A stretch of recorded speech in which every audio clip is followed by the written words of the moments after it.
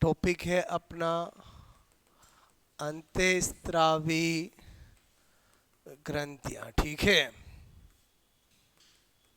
Endo, ठीक है, crine system, endocrine system, endocrine glands, ठीक है।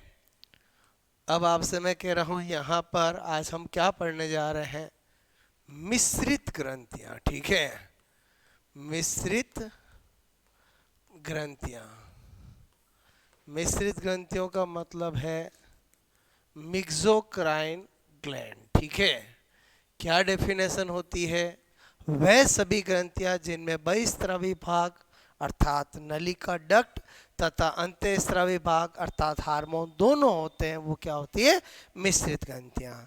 तो वह ग्रंथियां, ठीक है, मतलब ग्लैंड्स जिनमें बहिस्रावी भाग, ठीक है, बहिस्रावी भाग मतलब एक्सोक्राइन पार्ट, ठीक है, पार्ट अर्थात, ठीक है, नलिका, नलिका मतलब डक्ट तथा अंतःस्रावी भाग, इंग्लिश में बोले तो एंडो, ठीक है, क्राइन पार्ट अर्थात हार्मोन, ठीक है, दोनों उपस्थित होते हैं, उन्हें उन्हें मिश्रित ग्रंथियां, ठीक है, ग्रंथियां कहते हैं, ठीक है, कहते हैं। ओके, ऐसी कौन कौन है, एग्जाम्पल की बात करें, इधर ध्यान देना। पहला है अग्नाशय, इंग्लिश में क्या बोलते हैं, पैंक्रियाज, ठीक है। दूसरा वृक्षण, इंग्लिश में क्या बोलते हैं, टेस्टिस। तीसरा अंडाशय, ओवेरी, ठीक है। चौथा है अपरा मतलब प्लेसेंटा, ठीक है। तो इनके बारे में पढ़ना है। पढ़ने का तरीका भी क्या, इनका बहिस्रावी भाग और अंतःस्रावी भाग, क्लियर।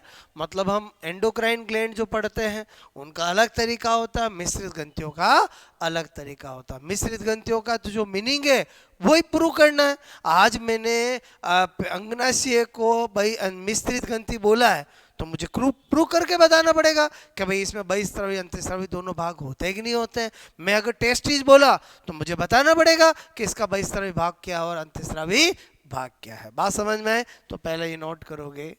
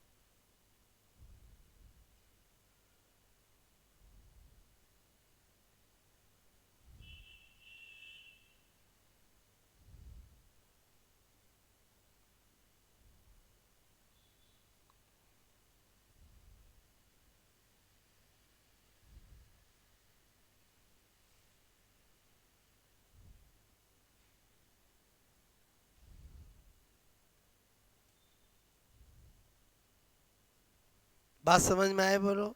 यहां से क्या क्वेश्चन एग्जामों में पूछा गया है, बोलो। बहुत सी बार पूछा गया है कौन सी मिश्रित ग्रंथि का उदाहरण है, क्लियर।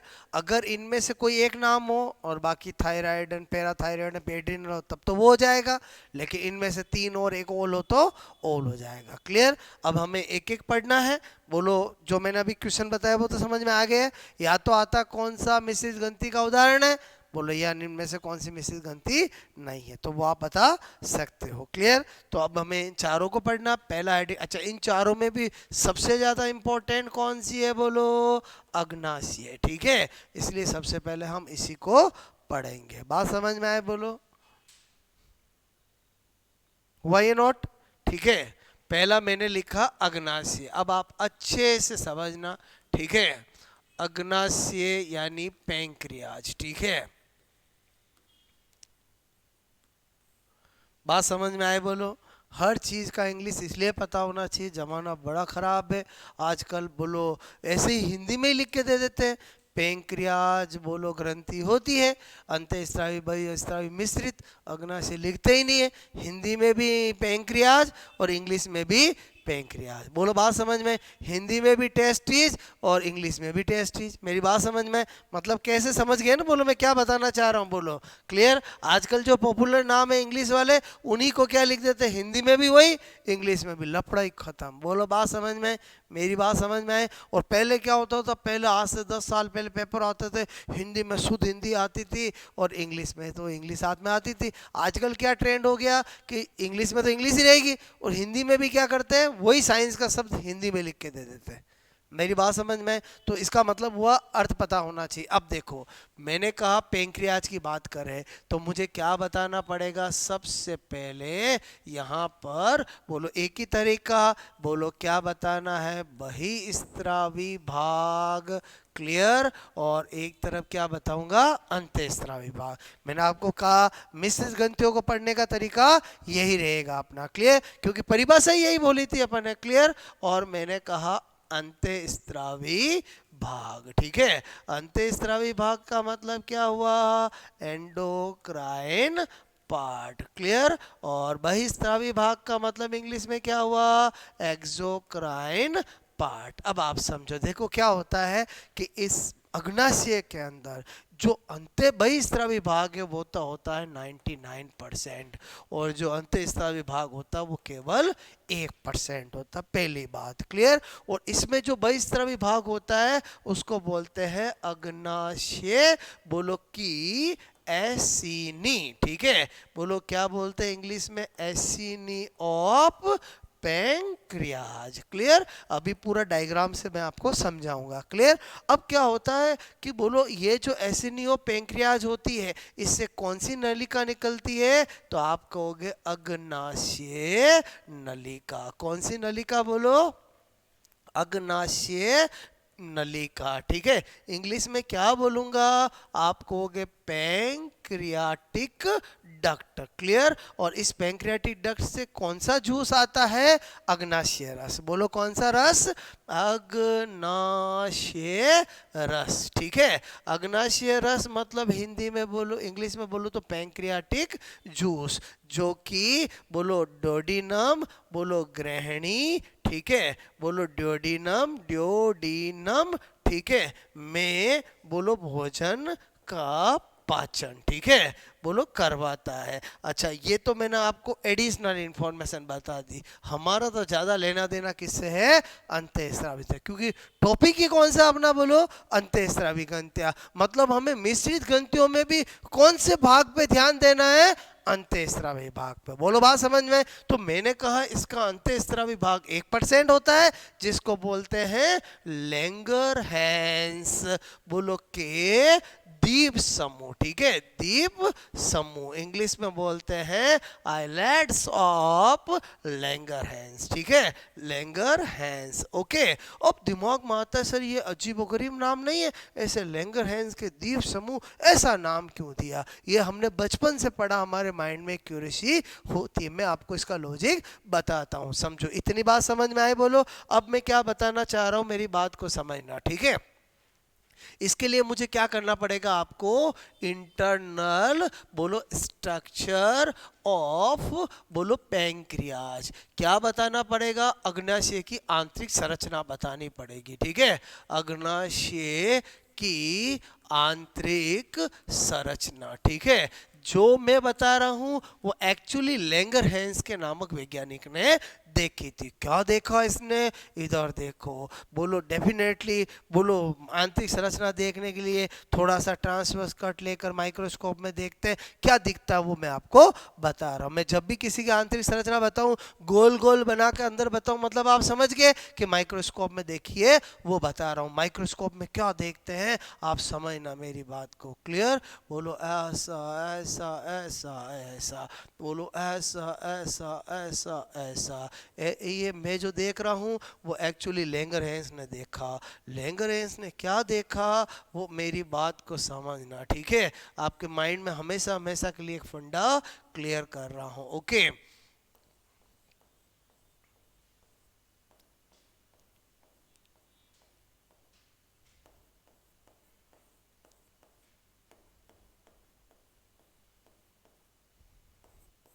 पहली बात तो दिमाग में निकाल देना, ये मैं फूल नहीं बना रहा हूँ। बोलो बात समझ में?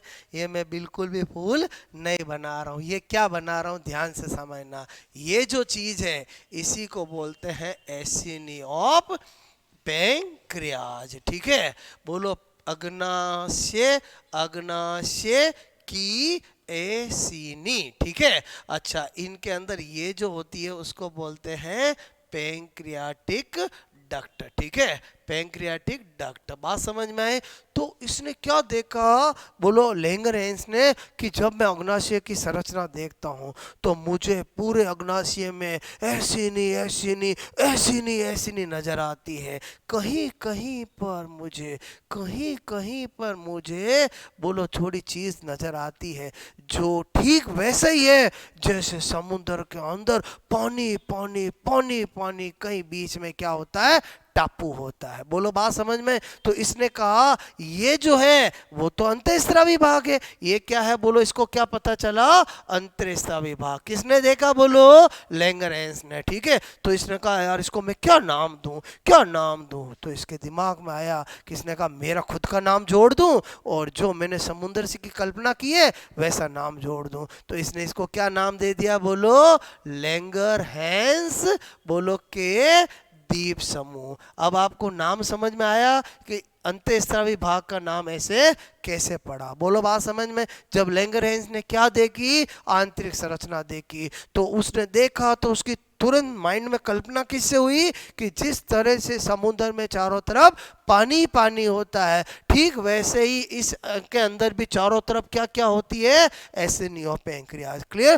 ठीक समुद्र में पानी पानी के बीच में बोलो इक्की दुक्की क्या होते हैं बोलो, टापू होते हैं। ठीक उसने देखा कि अग्नाशय के अंदर ही पूरे एसिनी के बीच में थोड़ा सा क्या भाग होता है, अंतःस्रावी भाग होता है। तो इसने ऐसी तुलना करके इसका नाम क्या दे दिया, आइलैंड्स ऑफ, बोलो क्या दे दिया, आइलैंड्स ऑफ लैंगरहेंस। क्लियर? बोलो मेरी बात समझ में आई? अच्छा, फिर इसने इसकी डिटेल स्टडी करी, इसकी डिटेल स्टडी करी मतलब इसकी संरचना देखी, तो इसका पता चला कि ये जो अंतःस्रावी भाग होता है उसमें 4 तरह की सेल्स होती है। कितनी तरह की सेल्स होती है? 4 तरह की, alpha cells, beta cells, delta sales और पीपी सेल्स। क्लियर? और जिनसे अपने अपने हार्मोन स्त्रावित होते हैं। क्लियर? जो अभी अभी आगे स्टडी करेंगे। मेरी बात समझ में आए? बोलो आपको ये मैंने डायग्राम क्यों बताया, ये नाम समझाने के लिए। बोलो बात समझ में? अब आपके माइंड में ये नाम हमेशा याद रहेगा, एग्जाम में कभी भी आ जाए अग्नाशय के अंतःस्रावी भाग को क्या कहते हैं, एग्जाम में पूछा जाता है। बोलो एसिनियो पेंक्रियाज कहते हैं कि आइलेट्स ऑफ लैंगरहेंस कहते हैं? Islets of Langer. हिंदी में बोलूं तो बोलो लैंगरहेंस के द्वीप समूह। बोलो बात समझ में? तो सबसे पहले ही नोट करो, जितना समझ के पढ़ोगे उतना ही लॉन्ग टाइम याद रहेगा। क्लियर?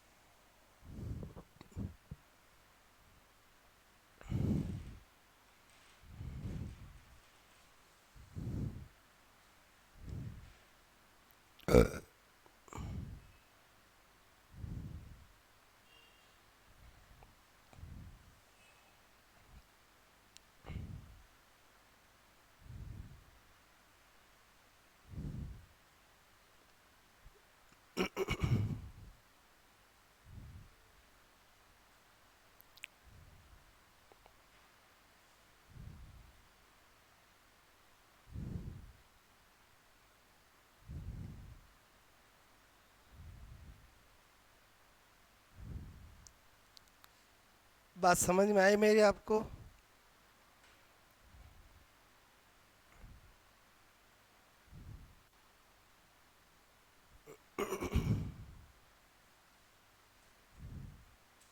हो गया नोट? ओके।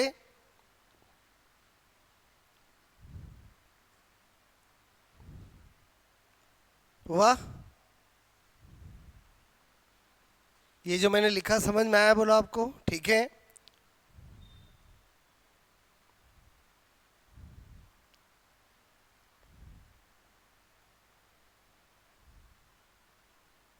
वैसे तो यही बताना था, इसके साथ साथ मैंने आपको पूरा कनेक्शन बता दिया ताकि आपको ये भी पता रहे कि भाई जो अग्नाशय की एसिनी है उससे डक्ट कौन सी निकलती है, जूस कौन सा होता है, और वो डक्ट जाके कहाँ पर खुलती है, वो जूस कहाँ पर काम करता है बोलो?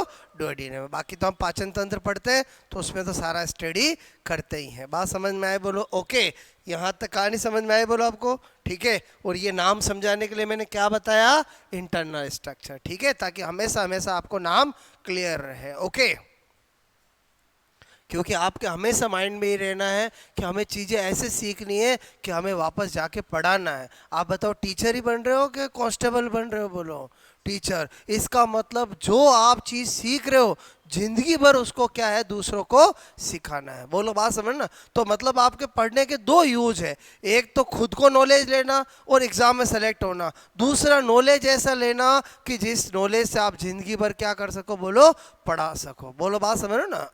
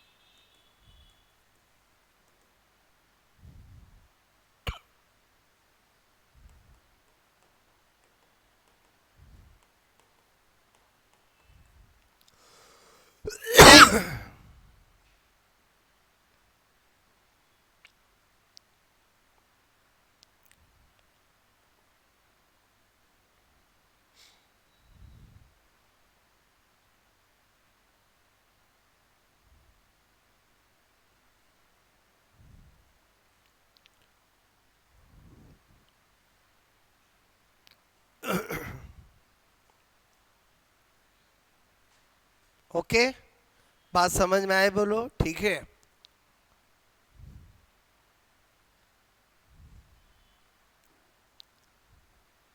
अब अल्टीमेटली हमें इसकी चारों सेल और उनके हार्मोन और उनके कार्य के बारे में जानना है। क्लियर? ये तो डायग्राम मैंने आपको केवल और केवल ये नाम समझाने के लिए और बताने के लिए कि वास्तव में मैंने बोला ये 99% भाग होता है और ये 1% भाग होता है, तो वास्तव में पता चला कि पूरे अग्नाशय के अंदर ऐसी नहीं ऐसी नहीं ऐसी नहीं ऐसी नहीं है। बोलो, आपका लैंगरेंज के द्वीप समूह तो बहुत काम है। बोलो, बात समझ में है? ओके, हो गया ये?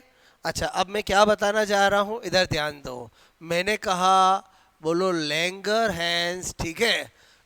लैंगर हैंस के द्वीप समूह, ठीक है? ओके, ये मैंने कहा आइलैंड्स ऑफ लैंगर हैंस, ठीक है? ध्यान से समझना मेरी बात को। बोलो, इसी की बात करूंगा मैं। बोलो ओके। मैंने कहा इसमें निम्न 4 टाइप, 4 प्रकार की सेल्स होती है, ठीक है? तो पहली बार तो ये भी कॉम्पिटिटिव एग्जाम में पूछा गया है कि लैंगरहैंस के द्वीप समूह में कितनी प्रकार की सेल्स होती है? 2 प्रकार की, 3 प्रकार की, 4 प्रकार की। तो कितने प्रकार की? 4 प्रकार की। ठीक है, तो वो 4 कौन कौन सी होती है वो मैं यहाँ पर बता रहा हूँ। क्लियर? ओके, मैंने कहा नंबर 1 अल्फा सेल, ठीक है। नंबर 2 मैंने कहा यहाँ पर बीटा सेल्स, ठीक है। Number 3 delta sales, okay. और नंबर 4 पीपी सेल्स। बोलो कौन सी सेल? पीपी सेल्स, ठीक है। बात समझना, मैंने कहा यहाँ पर अल्फा सेल, ये है बोलो ग्लूकागोन। ग्लूकागोन कौन सा हार्मोन? बोलो आपको के ग्लूकागोन, ठीक है। हार्मोन, मैंने कहा हार्मोन स्त्रावित करती है, ठीक है। सबसे पहले सेल और उसका हार्मोन, ये चीज हम जानते हैं। क्लियर? ओके। बीटा सेल, यह है कौन सा हार्मोन? बोलो इंसुलिन, ठीक है। बोलो मैंने कहा इंसुलिन। बोलो आपसे मैं करो हार्मोन, ठीक है। स्त्रावित करती है, ठीक है। सबसे ज्यादा यही दोनों एग्जाम में पूछी जाती है। बोलो बात समझ में आए? ठीक है। डेल्टा सेल, यह है मैंने कहा सोमेटोस्टेटिन, ठीक है। कौन सा हार्मोन? बोलो मैंने कहा यहाँ पर सोमेटोस्टेटिन, ठीक है। हार्मोन स्त्रावित, ठीक है, स्त्रावित करती है, ओके। और मैंने कहा ये बोलो आपका, मैंने कहा पैंक्रियाटिक पॉलीपेप्टाइड हार्मोन, ठीक है। पैंक्रियाटिक बोलो पॉलीपेप्टाइड आपसे मैं कहो हार्मोन, ठीक है। क्या लिखा मैंने? बोलो पैंक्रियाटिक, बोलो पैंक्रियाटिक पॉलीपेप्टाइड हार्मोन, ठीक है। स्त्रावित, बोलो बात समझ में करती है। बात को समझना मेरी, मैं क्या बताना चाह रहा हूं यहाँ पर 4 बोलो सेल और उनके हार्मोन, ठीक है। इधर से चालू करें, इस हार्मोन का कार्य क्या है? तो यहाँ पर लिख दिया अज्ञात। बोलो बात समझ में आए? अच्छा, इसका कार्य करें तो ये क्या होता है? वेजो कॉन्ट्रैक्टर। वेजो कॉन्ट्रैक्टर का मतलब क्या हुआ? अर्थात हमारी ब्लड वेसल्स को संकुचित करता है। बोलो बात समझ में? क्या करता है? रक्त वाहिनियों, ठीक है, को क्या करता है? संकुचित, ठीक है, संकुचित करता है। इसलिए इसको क्या कहते हैं? वेजो बोलो मैंने कहा कॉन्ट्रैक्टर, ठीक है। बोलो बात समझ में आई? बोलो। अच्छा, अब मैंने कहा इन दोनों का कार्य एक दूसरे का क्या होता है? विपरीत होता है। क्लियर? इसका मतलब अभी मैं सारे इंसुलिन के कार्य बताऊंगा तो ग्लूकागोन के उसके उल्टे हो जाएंगे। बोलो बात समझ में? बोलो दोनों के कार्य एक दूसरे बोलो के विपरीत, एक दूसरे के विपरीत। बोलो बात समझ में आए? तो इसका मतलब हुआ अभी हमें इंसुलिन के कार्य तो अच्छे से जान नहीं है तो ग्लूकागोन के उसके उल्टे हो जाएंगे। अभी मैं कार्य बताऊंगा कि इंसुलिन जो है वो वसा का विघटन करवाता है तो ये वसा का विघटन रोकता है। मैं कहूंगा ये ग्लूकोज का लेवल घटाता है तो इसका बोलेंगे ग्लूकोज का लेवल बढ़ाता है। बोलो बात समझ में? अच्छा, अब मैंने इतनी बात बताई, इसमें ज्यादातर एग्जामों में क्वेश्चन आता है कि इंसुलिन का सीक्रेशन किस बोलो पैंक्रियाज की किस कोशिका से होता है, या कभी आता है कि अल्फा सेल कौन सा हार्मोन स्त्रावित करती है। क्लियर? तो स्टूडेंट क्या होता है, भूल जाते हैं कि यार alpha cell, beta cell, insulin, glucagon सब पढ़ के जाते हैं। वहाँ एग्जाम में जब सब कुछ पढ़ के जाते हैं अच्छे अच्छे भूल जाते हैं। तो आपको मैं अगर पक्का याद करा दूं कि इंसुलिन का संबंध बीटा सेल से, तब तो अल्फा सेल का ग्लूकागोन ही होगा। बोलो बात समझ में? तो मैं क्या बता रहा हूँ, मेरी बात को समझना। मेरी नज़रों में इस दुनिया में अच्छा इंसान कौन है? जो अच्छा बेटा है। क्या बोल रहा हूँ? अच्छा इंसान कौन है? जो अच्छा बेटा है। क्लियर? यानी अच्छा बेटा कौन है? जो अच्छा इंसान है, मतलब शादी के बाद भी माता पिता की सेवा करता हो, वो अच्छा इंसान है। क्लियर? नेकी किसी और की सेवा ही करता हो। बात समझ में? किसी और की सेवा करे कोई दिक्कत नहीं, लेकिन माता पिता को नहीं भूले। बात समझ में? तो मैं यहाँ एक कोटेशन लिख रहा हूँ। क्या लिख रहा हूँ? मेरी बात को समझना। कोटेशन क्या लिख रहा हूँ? बोलो, ट्रिक क्या बता रहा हूँ? बोलो, अच्छा, ठीक है, बोलो बोलो, आपसे मैं करूं, इंसान, ठीक है, वह होता है जो अच्छा, जो अच्छा पति का अच्छा बेटा, आवाज ही नहीं आ रही है, बोलो, अच्छा बेटा होता है। ठीक है, अच्छा बेटा, बोलो, आपसे मैं कहूँ होता है। ठीक है, मतलब मैं क्या कहना चाह रहा हूँ? जो माता पिता की भी सेवा करे, इसका मतलब हुआ अच्छा इंसान वो होता है जो अच्छा बेटा होता है। इसका मतलब इंसान से क्या निकाला मैंने? इंसुलिन। और इंसुलिन का संबंध किस सेल से है? बोलो, बीटा सेल से है। क्लियर? जब हम किसी चीज की कल्पना कर लेते हैं, इमेजिन कर लेते, तो चीज हमें याद रहती है। क्लियर? आई थिंक मैंने ये जो लिखा, आपको क्यों लिखा समझ में आया? बोलो, दो चीजें, एक तो ये याद कराना, दूसरा आपको अच्छा इंसान बनाना। बोलो, बात समझ में? ओके, तो आप पहले इतना नोट करो। क्लियर?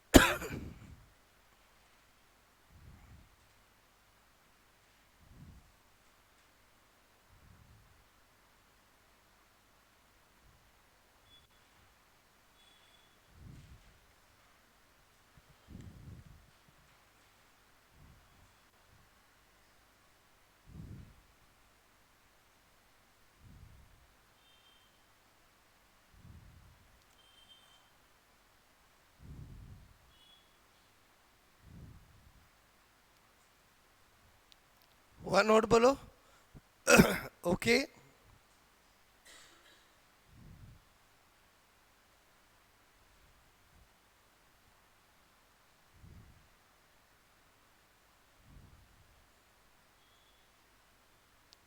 ठीक है, बात समझ में आए बोलो।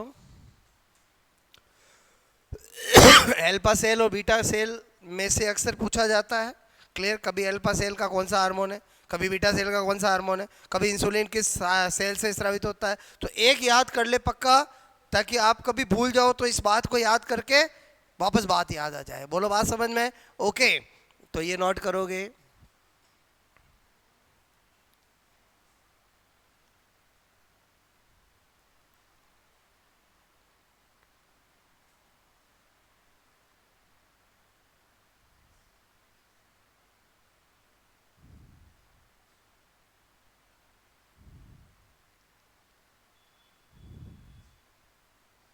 मेरी बात समझ में आई कि नहीं आई बोलो। आजकल की लड़कियां बोलो अच्छा पति बनाने में लगी हुई है, जबकि उनको क्या बनाना चाहिए, अच्छा बेटा बनाना चाहिए, तो वो अपने आप अच्छे पति भी बन जाएंगे। ठीक है,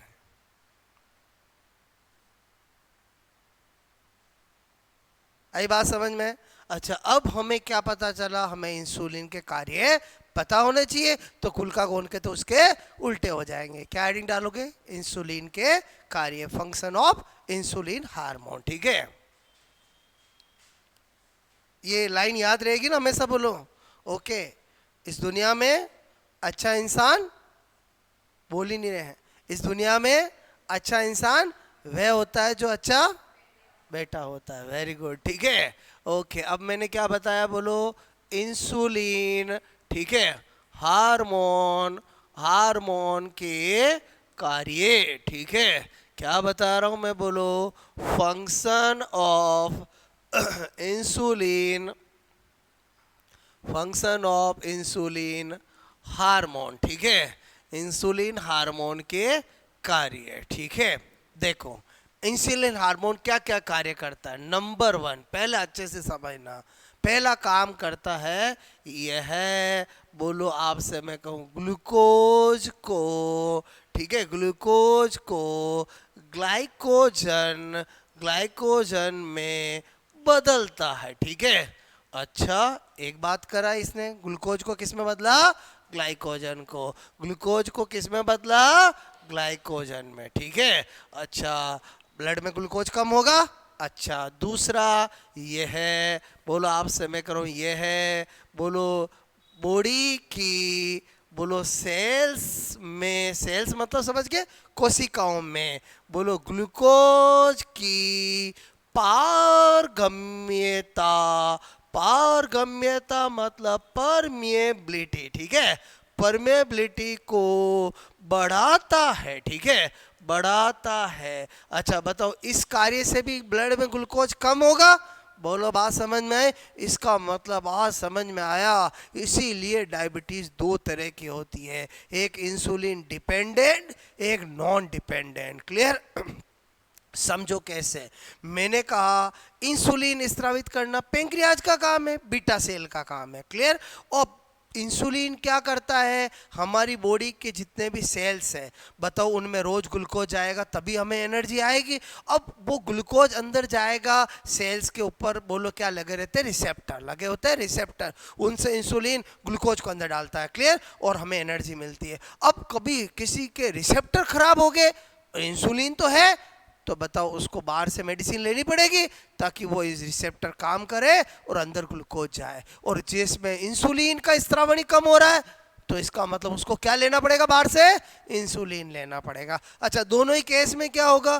ग्लूकोज का लेवल तो बढ़ेगा। अगर किसी में इंसुलिन ही स्रावित नहीं हो रहा है तो भी ग्लूकोज का लेवल बढ़ेगा। इंसुलिन का तो हो रहा है लेकिन सेल के अंदर ग्लूकोज जा ही नहीं रहा है, तो भी क्या होगा? बोलो ग्लूकोज का लेवल बढ़ेगा। दोनों ही क्या है? डायबिटीज है, लेकिन एक इंसुलिन डिपेंडेंट है, एक नॉन डिपेंडेंट है। आपको मेरी बात समझ में आ रही कि नहीं आ रही? बोलो।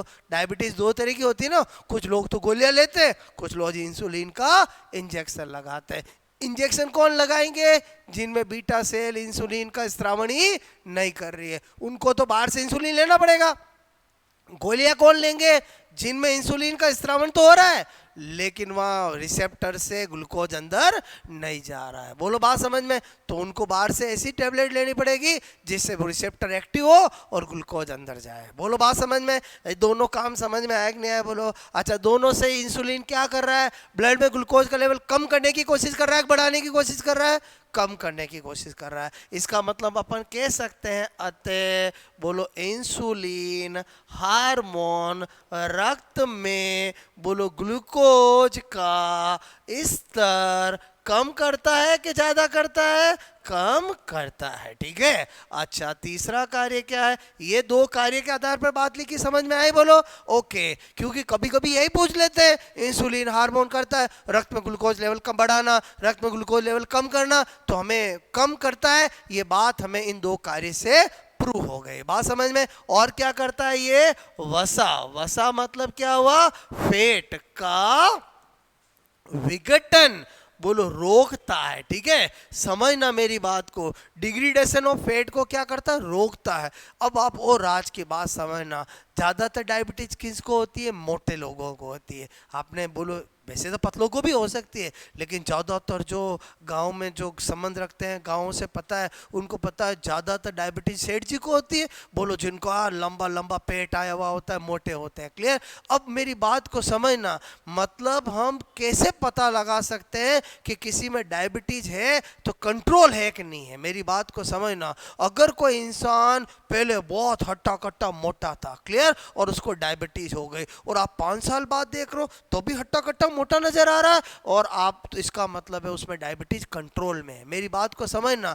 और अगर पहले हट्टा कट्टा मोटा था, डायबिटीज हो गई, और दिन ब दिन 5-6 साल में एकदम लकड़ी जैसा दुबला पतला हो रहा है, इसका मतलब उसमें डायबिटीज कंट्रोल नहीं है। क्यों? क्योंकि मेरी बात को समझना, मैंने कहा इंसुलिन का काम क्या है? वसा का विघटन को रोकना। अब अगर किसी में डायबिटीज कंट्रोल नहीं होगी, मतलब आप सोचो उसमें वसा का विघटन होगा, बोलो वसा का विघटन होगा और दुबला पतला हो जाएगा। किसी में डायबिटीज है, बराबर बोलो दवाइयां लेता है, तो आप मुझे बताओ, बोलो उस बराबर इंसुलिन का लेवल बराबर रखता है, तो बताओ वसा का विघटन तो रुका हुआ ही रहेगा। बताओ मोटा है तो मोटा ही रहेगा। मैं क्या बताना चाह रहा हूं, मेरी बात समझ में आए? अगर कोई मोटा है और डायबिटीज हो गई है और 4-5 साल बाद दुबला पतला होता जा रहा है, और वो कहे नहीं मैं तो बिल्कुल मिठाई छोड़ दी है, मैं तो मीठा खाता ही नहीं हूं, इसका मतलब झूठ बोल रहा है। बोलो डायबिटीज कंट्रोल में नहीं है, इसीलिए दुबला पतला होए जा रहा है। मैं क्या बताना चाह रहा हूं, मेरी बात समझ में? मोटा है फिर भी मोटा रह रहा है,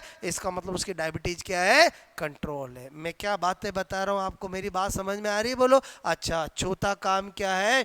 बोलो प्रोटीन के विघटन। ठीक है, विघटन को रोकना। बोलो बात समझ में है? बोलो ये सारे कार्य किसके? इंसुलिन का है। इसका मतलब इंसुलिन का लेवल बराबर होना जरूरी है। अगर इंसुलिन का कमी हो जाएगी तो हमारा वसा का भी विघटन होने लग जाएगा, प्रोटीन का भी विघटन हो जाएगा। बताओ अपने दुबले पतले होने लगेंगे? नहीं होने लगेंगे, क्योंकि पूरा शरीर ही प्रोटीन से मिलकर बना है। मेरी बात इसलिए कहते हैं कि हमेशा हमारी बॉडी में बोलो प्रोटीन अच्छा होना चाहिए। आपको अपनी डाइट में कार्बोहाइड्रेट कम लेना चाहिए और प्रोटीन ज्यादा लेना चाहिए, क्योंकि जो प्रोटीन ज्यादा लेगा उसका शरीर मजबूत रहेगा। बोलो बात समझ में? जो कार्बोहाइड्रेट लेगा उसका मोटा तो हो जाएगा वो, लेकिन अंदर से शरीर क्या रहेगा?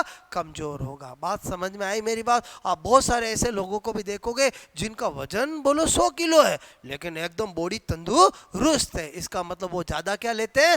प्रोटीन डाइट लेते हैं, कार्बोहाइड्रेट कम लेते हैं। क्लियर? मेरी बात क्या कह रहा हूं, समझ रहे हो? बोलो मतलब प्रोटीन हमेशा अपनी डाइट में ज्यादा होना चाहिए। अब हम सब क्या है? वेजिटेरियन है, और वेजिटेरियन में हमेशा प्रोटीन की कमी रहती है, क्योंकि हम जो खाना खाते हैं सुबह से शाम तक, हमारे खाने में कार्बोहाइड्रेट ही ज्यादा होता है। बोलो बात समझ में? इसलिए बोलो हमें क्या करना चाहिए? ज्यादा से ज्यादा दाल खानी चाहिए, पनीर खाना चाहिए। बोलो आपसे जिनमें क्या होता है? बोलो क्या होता है? जिनमें प्रोटीन होता है। बोलो बात समझ में? क्योंकि हम बोलो सब्जियां खाएंगे, विटामिन मिल जाएंगे, मिनरल मिल जाएंगे, लेकिन प्रोटीन तो मिलेगा ही नहीं। बोलो बात समझ में? एग हम खाते नहीं है, एग में भी प्रोटीन होता है। मीट हम खाते नहीं है, मीट में भी प्रोटीन होता है। फिश हम खाते नहीं है, उसमें भी प्रोटीन होता है। इसका मतलब जो प्रोटीन रिच चीजें हैं वो तो हम खाते ही नहीं है। बोलो इसलिए हमेशा हमारे बोलो इंडियन के अंदर जो वेजिटेरियन होते हैं उनमें हमेशा शरीर में प्रोटीन की कमी होती है। बोलो बात समझ में?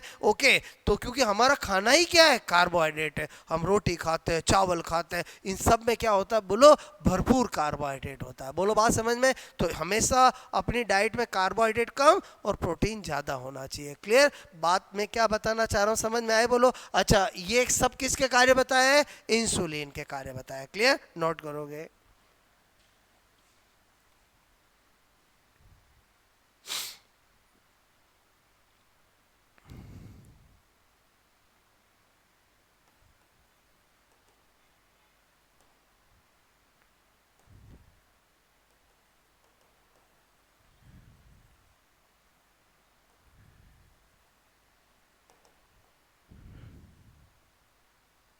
Prevent protein degradation, prevent fat degradation, ठीक है।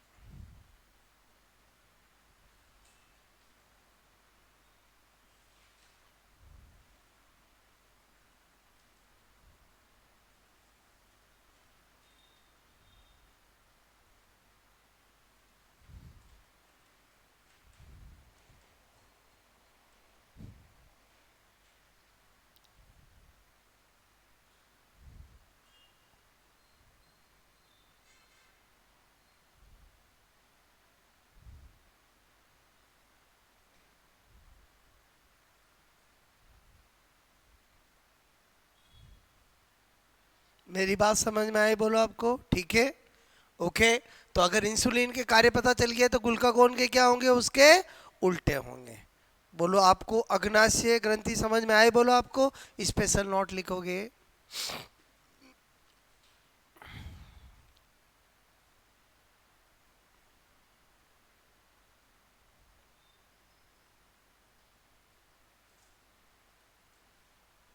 ओके, हटा दो ये। बोलो बात समझिए। स्पेशल नोट हो गया था नोट? बोलो स्पेशल नोट क्या बता रहा हूँ कि भाई हमें पता तो होना चाहिए कि हमारे ब्लड में ग्लूकोज का सामान्य स्तर कितना होता है। बोलो बात समझ में? ओके, तो मैंने कहा स्पेशल नोट रक्त में, बोलो ग्लूकोज, ठीक है, का सामान्य, ठीक है, स्तर, ठीक है, कितना होता है? 80 से 120। बोलो बात समझ में? 80 टू 120, ठीक है।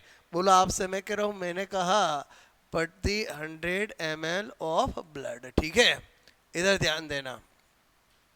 अब आपसे मैं कह रहा हूँ ये 80 से 120 क्यों बताया, ठीक है। देखो, एक होता है फास्टिंग, ठीक है, फास्टिंग, बात समझना। फास्टिंग का मतलब क्या होता है? भूखे पेट। क्लियर, भूखे पेट 70 से 90 आपका लेवल रहना चाहिए। किसका? ग्लूकोज, ग्लूकोज लेवल, ठीक है, इन ब्लड। बोलो बात समझ। अगर कोई भूखे पेट चेक कराता है, 70 आए, 80 आए, 90 आए, चलेगा। बोलो बात समझ में? मेरी बात को समझना। अगर किसी के भूखे पेट ही 150 आए, 130 आए, बताओ वो डायबिटीज का पर्सन है कि नहीं है? मैं क्या बताना चाहूँ, मैं सामान्य स्तर बता रहा हूँ आपको कि आपका मेरा अपन भूखे पेट चेक कराए तो बोलो 70 से 90 के बीच में आना चाहिए। तो ऑन एवरेज अपन ने कितना लिख दिया?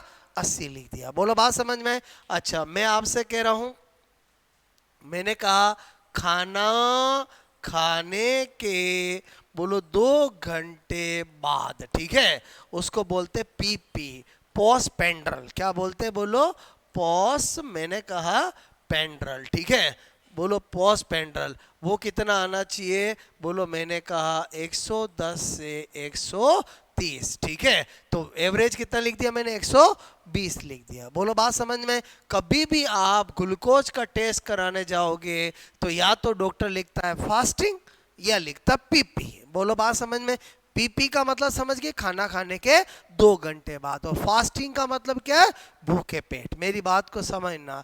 एक होता है रैंडम टेस्ट, एक क्या होता है? Random test. मतलब आप गए और आपने कहा मेरा ग्लूकोज टेस्ट करना है, बोलो बात समझ में, तो उसको बोलते हैं रैंडम। बात समझ में? और एक होता है पीपी की मतलब क्या हुआ? खाना खाने के जस्ट 2 घंटे बाद। और एक होता है फास्टिंग। अब इनमें से सबसे सही टेस्ट कौन सा होता है? तो वो होता है ये वाला। बोलो बात समझ में?